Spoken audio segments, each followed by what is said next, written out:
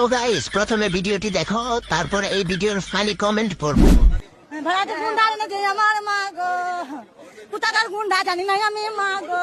5 জন ছিল আমার মা গো, 5 জন হায়ান ছিল আমার মা গো, সবাই হাতে ছিল অস্ত্র মা গো।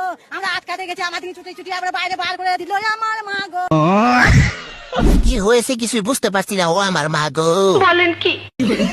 হাসবি না পাপির দল, এটা সেট ভিডিও, ও আমার মা গো। কি সুন্দর কবিতা বলতেছে, ও আমার মা গো। আস্তে আস্তে আমি মুতে দিলাম, ও আমার মা গো। এ কেমন দুঃখ, ও আমার মা গো।